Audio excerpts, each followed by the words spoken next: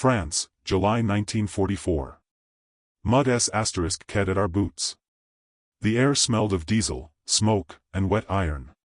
We were prisoners, columns of us, trudging down a ruined road that no longer led anywhere. Helmets gone, belts confiscated, eyes fixed on the ground. Among us walked Elsa Weber, radio operator of the Luftwaffe. Her wrists were bound with signal wire, her face gray with exhaustion. Behind us, artillery rolled in the distance like thunder that would never end. Ahead, an American truck idled, its flag dripping with rain. A freckled soldier stepped down from the running board. He offered her a tin cup of water. She hesitated. Then drank. No one spoke. Not the guards, not us. Only the steady rain tapping on helmets. And in that silence, one thought burned in my mind. Why would the enemy offer water instead of a bullet? That question, hers, mine, everyone's, would not fade for the rest of the war. The Normandy front was folding in on itself like wet canvas. Columns broke, lines bled sideways, and the maps, those clean rectangles, turned into lies. I had been a telephone lineman with signals training, seconded to an air-ground relay for the Luftwaffe. My hands remembered copper and insulation more than rifles. Elsa Weber worked 3 benches down from me in the bunker at St. Lo, tapping out bearings for pilots who stopped answering. The clicks would go out, measured and correct, and the reply would be only snow, static as white and endless as chalk dust. We learned to hear absence like a tone. Capture came without ceremony. A jeep, 2 rifles, hands up. They cut our belts, searched our boots, logged our names onto a clipboard that smeared when the rain touched it. The Americans spoke in short, practical bursts, the way mechanics talk over engine noise. I caught fragments, POW cage, battalion, no rough stuff. One sergeant kept repeating, almost to himself, keep it clean. It wasn't kindness, I decided. It was policy. Processing meant lines, tags, questions. We stood under a sagging canvas fly where water collected and fell in steady drips onto our shoulders. A corporal read from a folded card, English on one side, French on the other. The rules were plain, no beatings, no parading, no photographs for trophies. We would be fed, counted, inoculated. Anyone who tried to run would be **T. Nothing dramatic. Just a list that flattened the world into columns the way my old logbook did. Yet the same card forbade familiarity. No cigarettes traded, no chatter, no names. Discipline must be maintained, the corporal said, as if discipline were a thing you could stack on pallets. I watched his eyes when he said it. They were red at the rims from weather and not enough sleep. Behind the card, behind the accent, there was a man who had shoveled men like us off roads all week. It sounded noble on paper. In the mud, it sounded impossible. We were not abstractions, we were wet, shivering bodies that reminded them of the last firefight. Half their friends were still fresh in their minds, dark shapes on stretchers, boots sticking from blankets. Guarding us meant standing close to what had done that. The rulebook met the ditch and the ditch always won. Still, patterns emerged. They logged our equipment by type, not by story. Torn.e.b receiver, 1, throat microphone, 1, spare valves, 2, frequency notebook, confiscated. Elsa's headset, rubber ear cups worn white at the edges, went into a crate marked signals. The clerk did not look at her. He wrote, female, trained operator, and boxed the line in pencil, as if the extra graphite would hold the fact steady. At night, when they strung field wire to the outpost by the church ruin, I watched them make their splices. Clean Western Union joints, taped tight against rain. Good work. A private noticed me noticing and turned the coil away. He had been told not to talk to us. He had also been told not to let a line fail. Those are 2 laws, and cables have a way of choosing which law survives. So we walked between orders. Their sergeant, Harper, kept distance the way a rifle keeps 0. He spoke softly and only once. When one of our men stumbled, he raised his palm, and the column stopped without a word. Authority without heat. He carried a booklet in his breast pocket, thick with damp. I assumed it held regulations. In truth, it was probably letters. We learned the cadence of their mercy. Water was offered, never asked for twice. The guards faced outward at night, not inward. Boots were not taken. Knives, yes, books, no. And yet the line about sympathy held like barbed wire. When Elsa coughed blood into her sleeve, Harper's jaw flexed, then stilled. A medic came, not the sergeant. Rules found a path around themselves, like rain through sandbags. Somewhere behind all this, artillery timed the hours. Shells arrived with the indifferent precision of factory whistles. We slept in fits that ended on impact. In the mornings the Americans shaved, even in puddles, even with glass. Clean faces under filthy helmets. It looked like defiance. Or ritual. Or both. What I understood, standing in wet rope and borrowed air, was that systems outlive intentions. Our radios had rules, call signs, brevity codes, silence periods. Break any one and the net dissolves into noise. Their camp was the same, a fragile net stretched over anger and fatigue. The rule, no cruelty, was a frequency, the only one that still carried through storm. Sometimes a human voice found it. Sometimes the storm did. Before the uniforms and the static, before the maps that bled red arrows across Europe, Elsa Weber lived in Munich. Her world was measured in clicks and pauses, in the clean rhythm of Morse, the language that forgave no errors and revealed no emotion. She worked at the Post-UND Telegraphenamt, second floor, south wing, the section that smelled of ozone and paper dust. Each morning she wound the clock above her station and aligned the brass key until it clicked just once, a perfect sound. Precision comforted her. It meant cause and effect still existed, a pulse here, a spark there, order transmitted through copper miles. Her brother Hans teased her for it. He said she could make the world vanish into dashes and dots. You don't listen to what people mean, he laughed, only to whether they tap correctly. He was 2 years older, impulsive, and warm in all the ways Elsa was not. He built kites from newspaper and wire, flew them until the string burned his hands. When he joined the army in 1940, he promised to send coded letters. You'll read me faster than anyone, he said. At first he did. Each envelope arrived thin as breath, 1 page, few words, neat strokes. They spoke of weather, of marching songs, of a comrade named Voigt who carved chess pieces from spent cartridges. Elsa decoded his handwriting like signal traffic. Then, slowly, the rhythm changed. His letters shortened, then stopped. The last came in 1943, written in pencil that had already faded by the time she opened it. The edges smelled of machine oil and snow. Our frequency here is poor, it read. But I am listening. She kept that line folded in her wallet. When the post office was requisitioned by the Luftwaffe for signals work, she volunteered without hesitation. War had eaten her family's name letter by letter, perhaps, she thought, she could at least keep the circuits alive. Training was brutal in its simplicity: transmit, receive, obey. The instructors spoke in numbers and wattage. A single missed syllable could change coordinates, could send bombs into the wrong valley. Accuracy became her faith. She learned to count rhythm, to imagine space through sound. Somewhere in that cold discipline she found a quiet purpose: if everything was wired correctly, nothing would break. She said it once, half in jest, to a fellow operator while adjusting a faulty relay: if order exists, death hesitates. The woman laughed. The next day the same woman's station fell silent during an air raid. The laugh echoed in Elsa's head every time she pressed a key afterward. When Munich burned in 1944, the transmitters stayed live. The air outside stank of charred masonry and benzene. Elsa worked through the night, headphones pressed tight, ignoring the dull percussion of anti-aircraft G*NS. Between bursts of interference, she could still hear civilian channels, the fragments of panic, the voices of children calling for mothers in broken code. She switched frequencies and kept transmitting for the Luftwaffe, though she no longer believed in its victory. The discipline was all that was left. By then she had stopped signing her letters Elsa. She used only her call sign, LW-37. To her it felt cleaner, safer, unbreakable. People could die, signals continued. When the front collapsed and orders came to withdraw west, she packed only 2 things, her telegraph key and the last letter from Hans.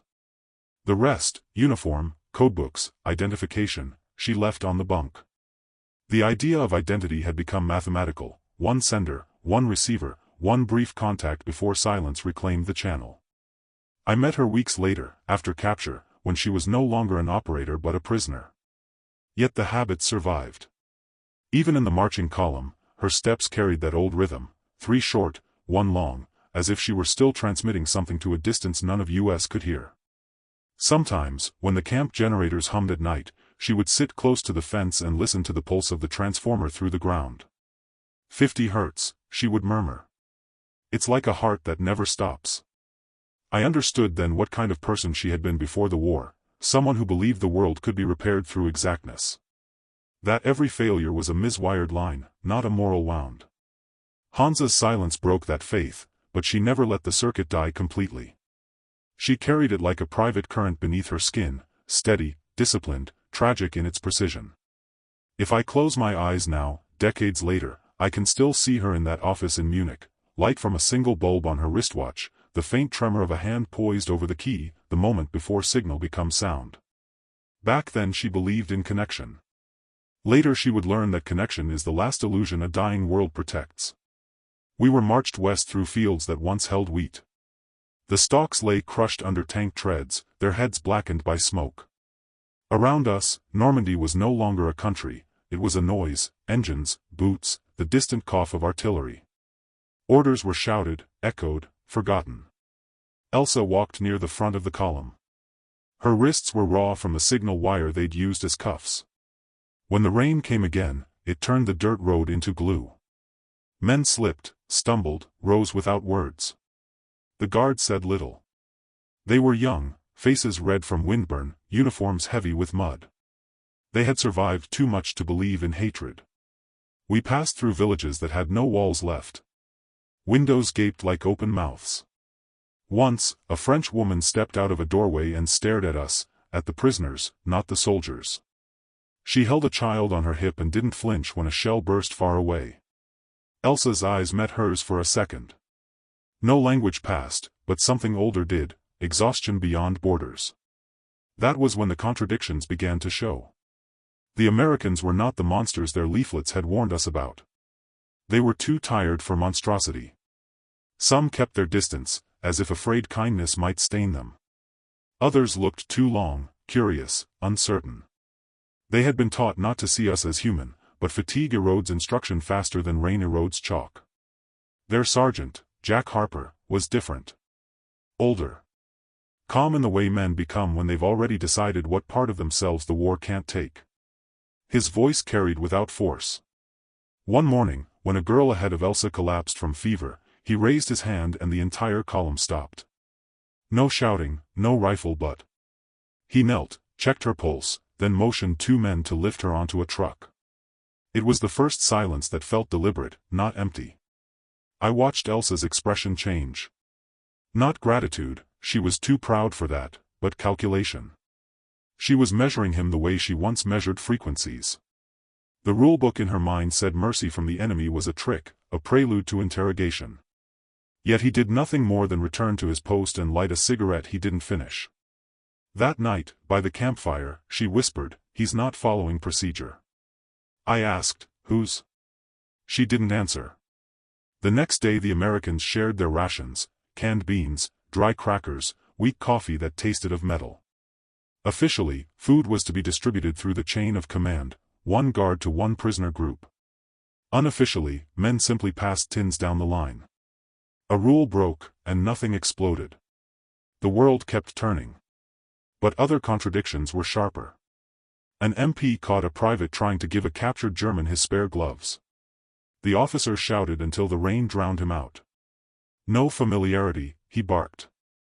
The private saluted, expression blank, the way a man looks when conscience and regulation collide at equal force. That night, Elsa wore new gloves, American wool, cut to fit small hands. No one asked how. We began to sense that the war's machinery had run out of clean lines. The officers spoke of processing centers, of Geneva rules and orderly conduct. Yet in the mud, everything blurred: uniforms, languages, intentions. A medic patched a German wound with the same thread he used for an American leg. A prisoner lent a captured wrench to fix a jeep. Each act was small, almost invisible, but together they formed a quiet rebellion against instruction. Harper never spoke of it. He didn't need to. His men followed his tone more than his orders. When a young guard called Elsa, the radio witch, under his breath, Harper looked at him once, no anger, just disappointment, and the nickname vanished like smoke. At dusk the column camped near an orchard half-shelled by artillery. The trees still bore fruit, bruised but edible. Elsa reached for an apple. A guard raised his rifle halfway, then lowered it. She wiped the mud off the skin and took a bite. I remember the sound, the clean snap in the middle of ruin.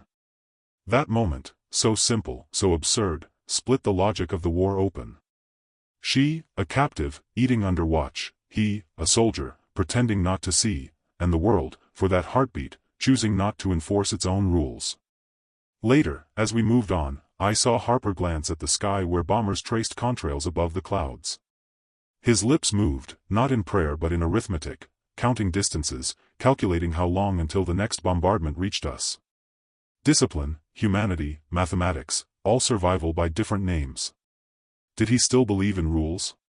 Or had he simply learned which ones were written by men too far from the mud to understand it?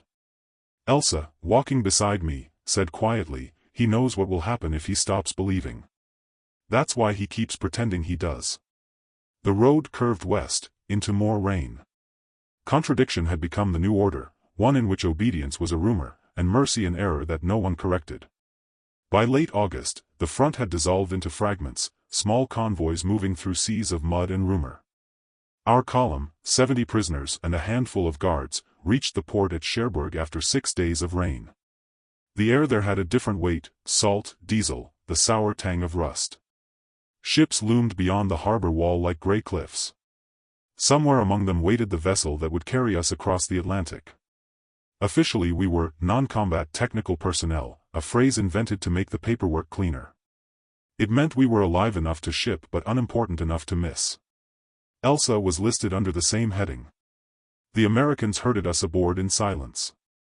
No shouting, no blows, just a weariness that made cruelty seem inefficient. The transport ship was an old Liberty-class freighter, paint peeling, hull trembling with every tide. We were assigned to the hold, one iron door, one ladder, one porthole too high to reach. The air reeked of oil, sweat, and something sweetly metallic, iron mixed with sea. The floor sweated condensation, the walls dripped like lungs in fever. We slept in tiers of hammocks strung between pipes. At night the engines thudded beneath us, each beat a slow reminder that we were moving away from everything we knew. Elsa kept to herself. Her hands, once steady over telegraph keys, now trembled from exhaustion. She still carried a small notebook, blank, no code left to record. I asked her why she bothered. She said, because silence must have boundaries. 2 days out, the weather changed. The sky thickened to lead, the sea turning black and heaving with the slow fury of the channel. Crewmen shouted above deck, lines whipping in the wind. Below, the whole became a cage of motion, bodies swinging in hammocks, chains rattling, a chorus of seasick prayers. When the first wave struck, the lights flickered out. Darkness filled the iron room, heavy and absolute. Someone screamed. Water sloshed ankle-deep, smelling of fuel. The ship rolled hard to starboard, men collided like pendulums. Somewhere near the ladder, a body hit the floor with a hollow sound. It was Marie, a French volunteer nurse who had been captured near Cannes. She was slight, pale, barely conscious even before the storm. Now she lay motionless, face against the grate, breath shallow. A guard hammered on the door, shouting up for orders. The reply came faint through the storm, "Hold the hatch sealed. No exceptions. Regulations. No air, no light, no risk of flooding. Safety through suffocation." The guards looked at each other, trapped between obedience and the sound of a woman choking. Harper stood at the top of the ladder, rain streaming off his helmet. I could see his silhouette each time lightning flared through the cracks of the hatch. He didn't move for a long time. He just listened, to the storm, to the gasping below, to the voice on the intercom repeating the rule like a prayer, "Do not open the hatch." Elsa knelt beside Marie, pressing 2 fingers against her throat. No pulse, she whispered, though her lips barely moved. The air was so thin it hurt to breathe. Someone started banging on the walls, rhythmically, a Morse cry in steel, SOS. The sound vanished in the wind. Then the bolts turned. One by one, slow, deliberate. The hatch opened just enough for rain and light to pour through. Harper descended without a word, his boots splashing into the rising water. The guards below froze. He didn't shout, didn't ask permission. He simply lifted Marie, arms under her shoulders, head cradled against his chest, and started up the ladder. The ship lurched again, he nearly fell, caught himself on a rung slick with oil. Lightning turned the hold silver white for an instant. I saw the muscles in his neck straining, veins black with effort. He reached the top, passed her through the hatch, and vanished into the storm. The hatch clanged shut. Darkness returned, softer now, but trembling with unspoken questions. For the next hour we waited, half expecting punishment, half praying for breath. The air slowly cleared as the wind forced its way through cracks in the steel. Elsa sat back against the wall, drenched, eyes fixed upward. "He's finished," she said quietly. "They'll arrest him." No one answered. Rules were easier to believe in than consequences. When dawn came, the sea was calm again, glass under a bruised sky.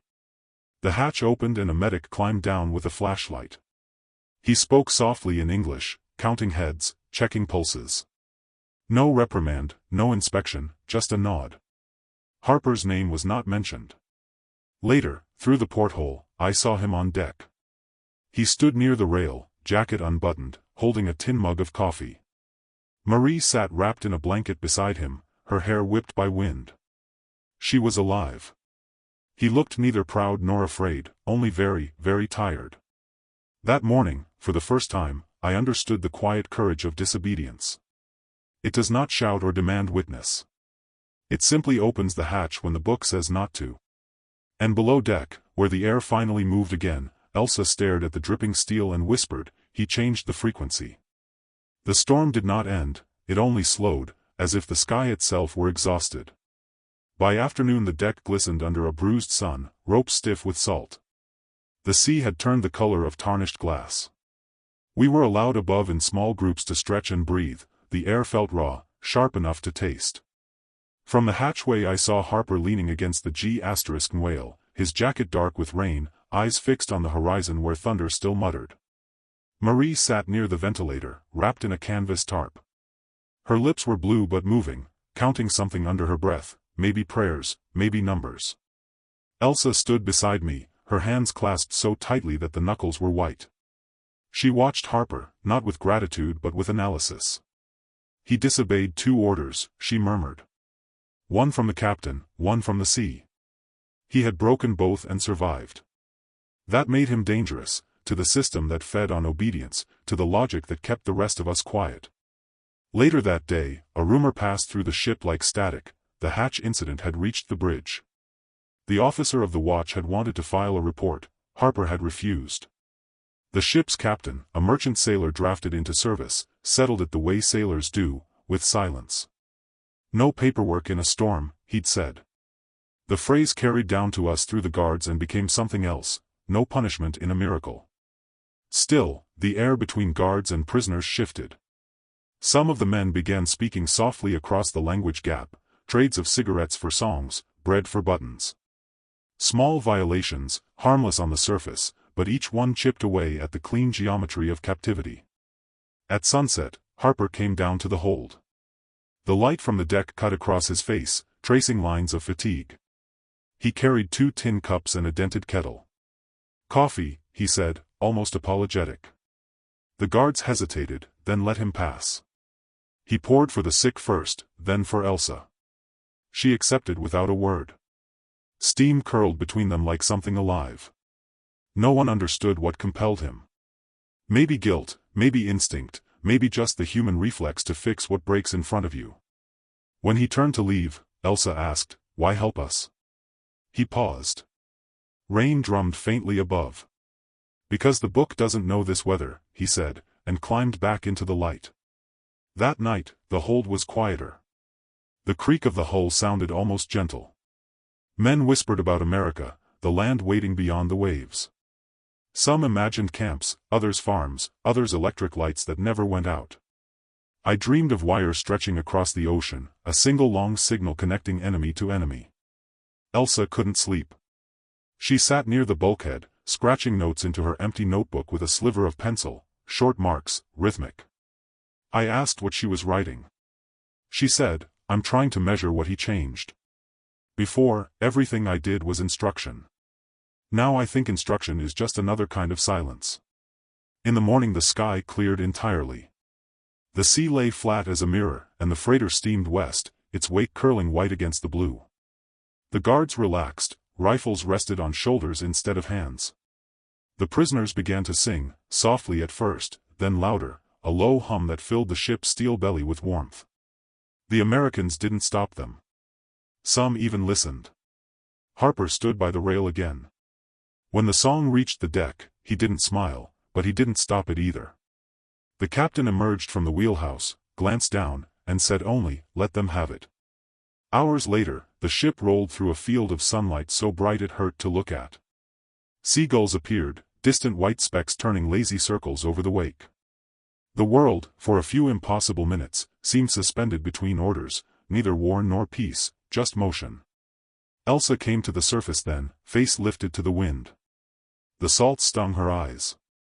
Harper turned toward her, their gazes meeting across the deck. Nothing passed between them except recognition, the kind shared by two people who had each defied something larger than themselves and survived. He didn't salute, didn't speak. He simply set his coffee cup on the rail and walked back toward the bridge, leaving it there to fill slowly with rainwater. Later, when the sky darkened again and the engines steadied into their long rhythm, I thought of that cup, the way it caught the rain, how it would spill when the ship tilted, how every drop would vanish into the sea without a trace. Disobedience was like that, invisible once it passed, but it changed the taste of the water all the same. That evening Elsa wrote one last note in her book before closing it for good. He broke the rule. The air moved. By morning the storm was a story, not a threat. The sea had gone quiet, flat, bruised silver beneath a sky of pale smoke. The ship no longer moaned, it breathed. Even the guards seemed gentler, their eyes no longer fixed on suspicion but on the endless horizon ahead. In the hold, the air no longer tasted of rust. Someone had propped the hatch open with a wrench, letting sunlight spill down in a column of gold. We climbed into it one by one, blinking like miners returning to day. Marie was alive. Her skin carried the waxy color of near death, but she walked the deck slowly, one hand on the rail. Harper kept his distance, offering no attention that could be read as pity. Orders still existed, though they now floated like paper on the water, visible, fragile, easily torn. Something had shifted, not with triumph but with a strange sobriety. The guards started to talk. Not in full words at first, just fragments, names of towns, complaints about rations, jokes about coffee. Then came the trades, a bit of tobacco for a song, a bar of soap for a story. The line between captive and keeper thinned to a wire so fine it sang when the wind passed through. Elsa noticed it most. She began to hum old frequencies under her breath, melodies shaped like code. A few of the Americans recognized the tune Lily Marlene and joined in, their English verses weaving through her German like two broken transmitters finding the same signal. No one planned it, it simply happened, born from boredom and the need for something human to fill the air. I watched Harper on the bridge wing. His expression didn't change, but his shoulders eased. A man who had bent a law and found the world did not collapse. He carried that knowledge like an invisible medal. When a junior officer muttered that fraternization was bad optics, Harper replied, "Optics don't float." It was not rebellion, just exhaustion made articulate. Meals changed too. The Americans stopped counting spoonfuls. A single pot of stew passed down the line, the same ladle dipping for both sides. Someone smuggled a deck of cards into the hold. Games began, quiet, careful, played with the solemnity of religion. No one gambled for anything real, they played to remember what fairness felt like. Elsa kept her notebook closed now. She said there was nothing left to record, the frequencies had all merged. Instead, she spent her hours near the rail, staring west. She told me once, maybe rules are like radio waves. They fade when they travel too far from the transmitter. At dusk, we saw gulls. Land was near. The men gathered at the bow, pointing, laughing, calling out guesses: Nova Scotia, Maine, maybe even New York. The word America passed from mouth to mouth, reshaping as it went: America, Amérique, the other shore. Each version meant survival. That evening Harper allowed the prisoners to stay on deck longer than usual. The sun dropped behind the horizon like a copper coin into water. The ocean caught the color and held it. For a moment the line between sky and sea dissolved, and we all stood inside the same mirrored world, enemy and guard, captor and captive, equally reflected. Elsa began to sing then. It wasn't a hymn or a marching tune, just a slow, wordless sound that rose with the wind. The Americans did not interrupt her. Some removed their caps. Others turned away, embarrassed by reverence. The sound filled the deck like a tide that didn't care who it drowned. When the last note faded, Harper spoke quietly to the officer beside him. The words carried just far enough for us to hear: "We'll remember this crossing for the rest of our lives. Just don't put it in the report." The next morning, the coast appeared, a thin gray line on the edge of the world. Orders came down crisp and formal again: disembarkation schedule, quarantine, transport by rail to camps in Texas and Oklahoma. The machinery of war remembered itself, grinding back into motion. But something in its gears had changed texture. The guards moved slower. Their commands sounded softer. Even the rifles, cleaned and oiled, seemed like props from a play whose ending everyone already knew. Elsa stood beside Harper as the anchor chains rattled out. "You broke the rule," she said simply. He nodded once. "And you kept it," he answered. No one understood then how far that small defiance would ripple, how that one night, one opened hatch, would reach into every hour that followed. But as we stepped onto the dock and the Atlantic wind carried the scent of pine and new dust, I realized something had survived the crossing besides us. It wasn't hope, or faith, or even forgiveness. It was recognition, the brief, blinding moment when two sides stopped being sides at all. That, in its quiet way, was the first rebellion against hatred. Texas came like a furnace door swung open. The train sighed to a stop and the heat walked in, smelling of wheat, creosote, and sun-baked iron. Camp Edison spread under a sky so wide it made Europe feel like a hallway. The guards swapped steel helmets for soft caps. Dust lifted at every step and hung in the air like old smoke. We were processed again: numbers, inoculations, a lice check done with the quiet efficiency of men who had seen worse. The water tasted of limestone. The latrines were dug in strict rows. At dusk the cicadas started up, a continuous code that skipped no beat. Work details followed. The camp command, paper crisp even in heat, loaned prisoners to local farms short on hands. I was sent with 8 others to the Daltons, 3 miles west on a road that trembled with mirage. Elsa went too. The truck rattled past windmills that blinked against the sky, past wire fences stapled into cedar posts, barbs glinting like small teeth. The Dalton place was a square of civilization pinned to an ocean of grass. A wind pump creaked above the tank, zinc flashing. The well water came up cold enough to hurt teeth. Mr. Dalton was a man built of rope and patience. His daughter, May, had her hair tied in a kerchief and a chipped watch on her wrist. She looked at our uniforms, then at our boots. "We'll see," she said, and handed us work gloves size medium as if daring our hands to fit them. The days arranged themselves around tasks the sun understood: milking before light, fence repair by 9, hay hauling until shade returned to the barn's eastern wall. My palms learned American tools. A crescent wrench felt familiar, a hay hook did not. Elsa fixed a seized cream separator by listening to its bearings the way she once listened to static. May watched, skeptical, then allowed a tight nod. We talked in fragments. Names of tools crossed the language faster than adjectives. Baling wire was draught, hammer was hammer, a universal. May's English sliced, Elsa's German clung. In between, hands did the translation. Salt bloomed on shirts. At noon the milk tasted faintly of alfalfa. By evening, the wind carried dust that coated our teeth like chalk. Regulations trailed us like shadows. A guard with a carbine stood near the cottonwood. We were not to enter the house, not to borrow knives, not to learn first names. Yet rules softened in heat. May passed Elsa a jar of salve for blistered wrists without asking a guard for permission. Mr. Dalton sent me for gasoline with instructions he pretended not to notice were technically prohibited. The storm arrived without ceremony, heat lightning first, then a wind that smelled of rain on steel. The pressure dropped until the barn tin pinged. Cattle went restless. We hurried to stack the last bales before the squall, but the cloud line broke wrong. Lightning struck the cupola with a report like a shell. For one long second the world was white. Then smoke unrolled from the ridge like dark cloth. Fire moves different through hay.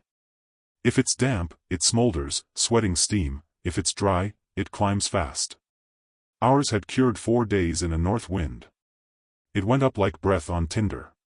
May shouted for the guard. He froze, eyes on the flame as if waiting for an order to appear inside it. I ran. The sliding door stuck, heat had swollen the track. Elsa jammed a hay hook under the handle and we heaved together until the rollers screeched free. A wave of smoke hit so hard it tasted of pennies. Inside, the horses were blind with terror. Leather creaked, hooves hammered. Elsa went for the halters, cutting knots with a scoring blade she had not been issued. I worked the catch pins. We walked the first mare out backward, hand over, breath steady, the way old men teach boys. Sparks peppered our sleeves. The second stall had jammed. May appeared there, bare-armed, kerchief black with soot, jamming a shovel under the latch while I kicked the lower brace. The wood split. The gelding burst through and nearly climbed us. May stood her ground, pressed her palm to his neck, spoke a single word like a break, easy. He listened. We led him into the rain. The loft groaned. Fire crawled the joists in teeth. Outside, Mr. Dalton had the pump going, hand primer first, then the belt-driven shaft coughing to speed. The stream reached just far enough to knock flame from timber. The guard found his voice and started a chain of buckets from the stock tank. Water slapped hands, metal rang. Elsa vanished into the murk and returned dragging a tarp packed with smoldering bales, the ones nearest the ladder, the ones that would have fed the roof. We spread them in the yard and soaked them until they hissed. When the cupola fell, it missed us by nothing. The yard flashed orange, then the rain came full and clean. After, the barn stood scorched but standing, an animal that had survived its own fever. The lot smelled of wet ash, hot iron, and horse. May leaned against a post, chest heaving. She looked at Elsa the way one operator looks at another after a line is saved, without ceremony, with respect. She spat gray and said, "You didn't run." Elsa answered, "It was the only correct thing." The guard finally found his notebook. He wrote with hands that still shook. The next day a report reached Camp Edison with a single line from Sergeant Harper, now attached to agricultural details, acted beyond duty. Germany surrendered while the Texas wind smelled of rain and mesquite. Orders arrived in neat envelopes, repatriation lists, train schedules, stamped signatures that looked like fences. Names were read at morning roll. Some cheered. Some stared at their boots. Elsa folded her hands and listened as if the voice were a weak signal crossing long water. Letters began to find her. One from the Daltons, ink faded by kitchen steam, asking if she might stay through the harvest under the humanitarian labor program. One from Sergeant Harper, now posted to logistics at Camp Edison, recommendation attached. Weber's technical SK*LL prevents waste. Character steady under pressure. No poetry. Enough to move paper. Permission came with conditions. She would remain a civilian internee on parole, report weekly, surrender travel farther than the county line. She signed without looking up. When I asked why, she said, "Because the work here answers faster." Work became her armistice. She rose before dawn, lit the stove in the empty brick storefront on Cypress Street, and tuned the world with heat. Flour, salt, water, a whisper of yeast, proportions that felt like code. She proofed at 28 degrees Celsius because the room asked for 28, she tapped the loaves for a hollow note, she learned the way the crust sang while cooling, a fine metallic crackle like distant hail on sheet metal. She named the shop Sunrise Loaf. May painted the letters on frosted glass while Mr. Dalton installed a second-hand mixer whose belt rattled like a loose track on a small tank. The first customers were farmers who had watched her drag horses out of flame. They placed coins on the counter edge and studied their hats while the smell of rye and steam filled the room. A schoolteacher came for rolls before the bell. A machinist from the rail yard bought 2 loaves and left one for the guard on the crossing shack. They returned because the bread kept a day longer than it should have. Elsa said that was just patience baked to temperature. I think it was the sound of mercy cooling down. Harper visited once, in civilian shirt sleeves, the creases too neat to be new. He stood by the window and did not remove his cap until she set a heel of bread in his palm. "Regulations?" she asked, almost amused. He answered, "We keep what worked." He left with a paper sack and a note to the camp commissary about surplus flour allocation. Nothing grand. It changed everything that could be changed with a pencil. The town learned to measure itself by morning light on that window. Farmers swapped weather there, boys delivered telegrams there and lingered for free crumbs. A widow brought a photograph of a son lost in Sicily and asked for a loaf that wouldn't go stale before Sunday. Elsa wrote her name, Mrs. Avery, in a ledger as if inscribing it could hold her together. A reporter from the Abilene Reporter News came on a hot Thursday, the rotogravure camera sweating on his neck like a second head. He wanted sentiment and got temperature charts. Still, the headline the next week read, "When German POWs Met Texas Girls, History Took a Wild Turn." Folks laughed at the title and clipped it anyway. Someone tacked it above the cash box. The paper yellowed into a permanent mild astonishment. Not all days were gentle. A man with a purple heart on his lapel once asked who had led his brother. Elsa folded a bag quietly and said, "Not bread." He stared at her hands, then took the loaf and left exact change without counting. Another time a ranger reminded her, politely, that her signature did not travel beyond the county. She nodded and pointed to the oven, "Nor does this heat." A year passed, then 2. The war ended twice in that shop, once in headlines, once each dawn when dough rose obedient to warmth. The circuit she had worshipped before the war came back in new form. Mix, rest, proof, bake. Send. Receive. The timer bell rang like a telegraph key. She joked that the ovens were her transmitters. May answered that the town was their receiver. I kept a stool by the door and fixed the ceiling fan when it sang off pitch. When repatriation finally closed around us like a book shut for storage, offers arrived, from Munich, from an uncle in Augsburg, from the bureaucrats who make amends with stamps. Elsa read them under the window's squared light and did not answer. "I'm done looking for the right side," she said. "I'll stay on the side where men give water instead of orders." We took inventory that evening.